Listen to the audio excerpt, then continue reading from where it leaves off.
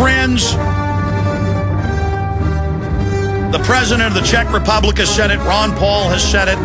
Lord-Christopher-Monckton has broken it down on record. If you study the Club of Rome, the UN, Al Gore, all of these groups, they openly admit they want a global, authoritarian, environmentally backed and based tyranny.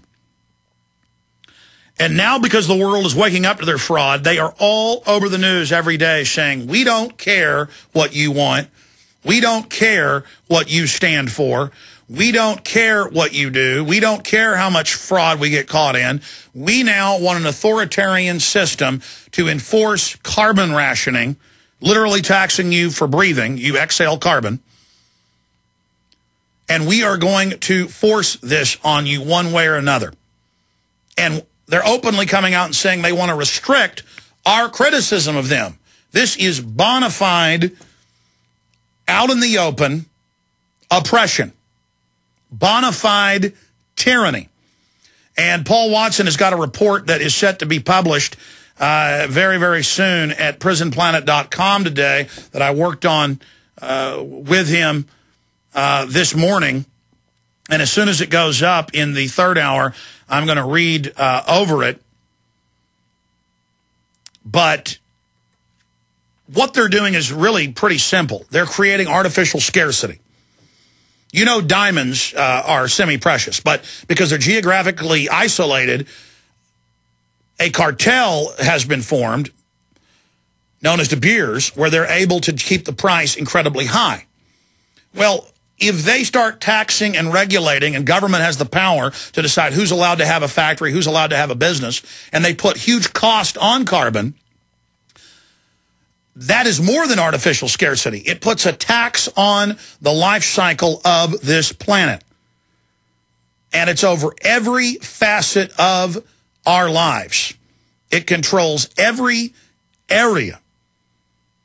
And it is designed, in the words of Maurice Strong at the UN, and Ted Turner and Prince Philip, and the head of NASA Climate, to, quote, end industrialized society. But they mean end industrialized society for the general public. You will have reservations of government/mega corporate technological systems that will be under global, national, international security that will be kept from the general public. So you literally have the elite splitting off, curtailing technological development and industrial development for the rest of us, while hoarding it to themselves and accelerating those technologies so that they can even expand their technological dominance over us. So this is the information. And I saw a London Guardian report last night where they came out and said a powerful consortium of elites now want weather modification to save the Earth from global warming. That itself is a cover for weather weapons, and that's admitted. And it's a cover for all the geoengineering that's already going on. In fact, I forgot to print that geoengineering report last night. I actually did print it, and then it was gone off my desk this morning when I came in. Here it is. Now, that's another report. Women are more likely to accept climate science than men. I'll try to dig that out of my stack coming up. But basically, the headline dealt with powerful consortium, moving for global climate control. So these people want to play God and run every facet of our lives.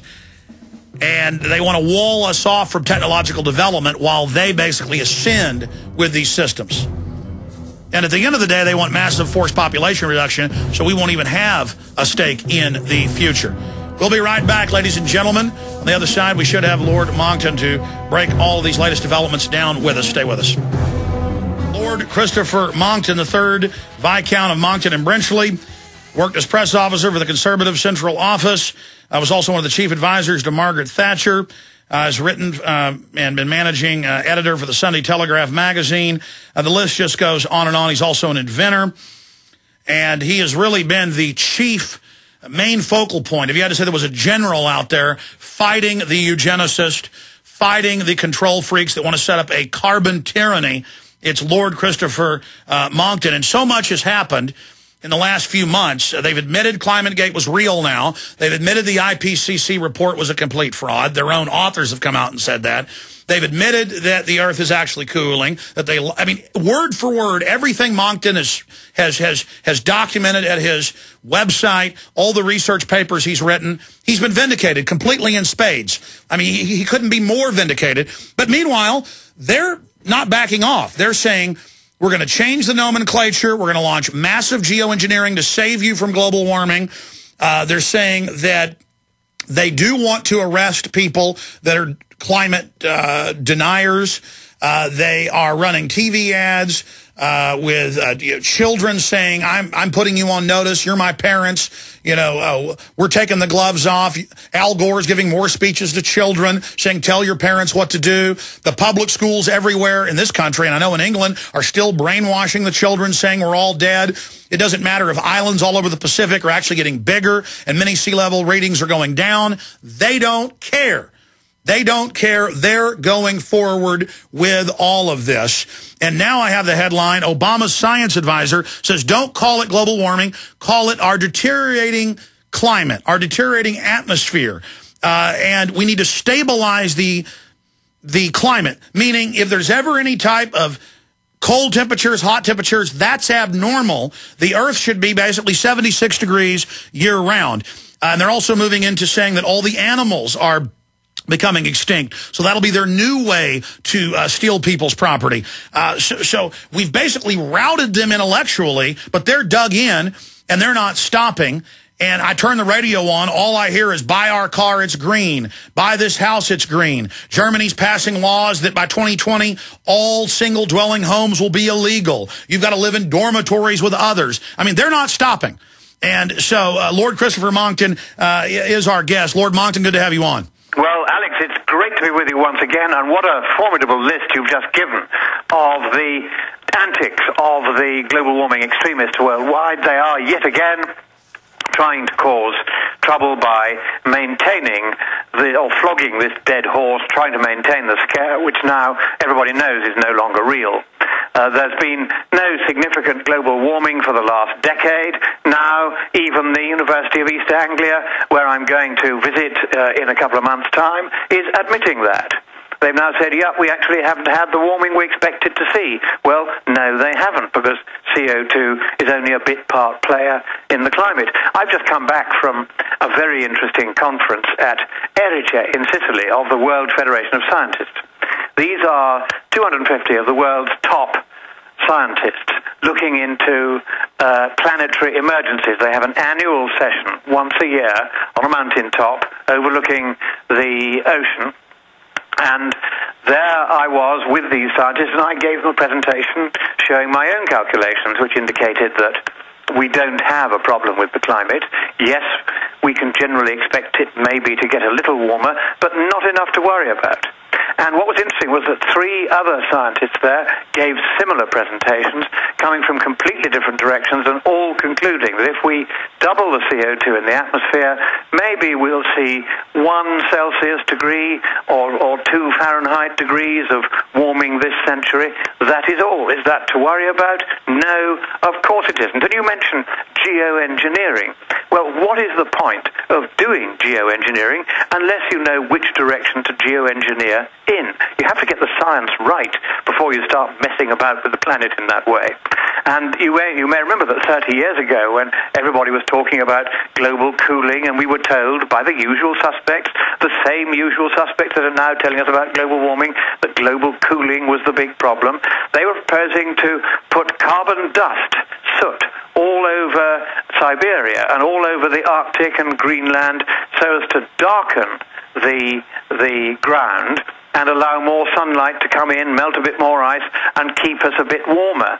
And thank goodness they didn't do that, because now they're saying, well, what we need to do is the opposite. Geoengineering, we need to have great silver umbrellas up in space. We need to be seeding the atmosphere with particles that will reflect the light, such as sulfur dioxide, which until recently they've been taking out of the atmosphere. And so round and around it goes, with scientific institutions and universities and politicians getting enormous grants from taxpayers, whether the taxpayers like it or not, to fund ever more absurd projects, and all as the science behind the scare terminally collapses. Well, Lord Monckton, that was my next point.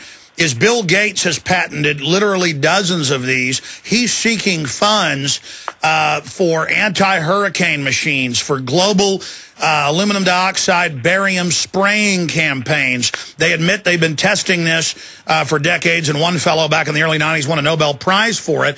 But as you said, they have no idea, because of the complex weather interactions, of whether it's going to heat up or cool off. As you know, the UN last year at Copenhagen had a declaration that the sun doesn't affect climate because, they have to deny that so they can then play God here. But, I mean, isn't this also just a giant boondoggle where they demand billions of dollars to save us by controlling our climate when they admit they might be able to manipulate it from time to time, but overall they have no idea what they're doing in the aggregate? They haven't got a clue what they're doing. We've known since 1963 that trying to predict what the climate's going to do next for more than a few weeks out is impossible by any method. It's mathematically proven that you can't do it. And yet here are these nincompoops trying to tell us that they can tell us exactly what's going to happen to the climate if we do what we're doing at the moment, which is getting on with our lives and burning fossil fuels and generating CO2. And then they say, but of course, if they do what they would like us to pay for, then it's all going to change and they can predict this. Well, no, they can't. It's been long established that they can't make that kind of prediction. But Lord Monckton, let's cut to the chase on that one issue of carbon dioxide. Yeah. I mean, they've done studies where they can tell crowds the scientific name of water, dihydrogen monoxide, and over 90% will sign a form, including educated people, saying ban water, it's a toxic waste. The same thing with the scientific name for table salt. Most people will sign a form saying ban it if they're given the scientific name. People confuse carbon dioxide with a dangerous gas, carbon monoxide, but from the basic confirmed research that I've seen from the mud flats and the ice caps and the studies, carbon dioxide has been as much as 14 times higher than it is now, and all of the controlled studies they've done show that plants grow better, live longer, higher crop yields, that then animals put off more carbon dioxide for the plants, they give us more oxygen, and that the Earth is really in this geological and climatic phase in an oxygen and carbon dioxide starved state, and that carbon dioxide is actually good for life.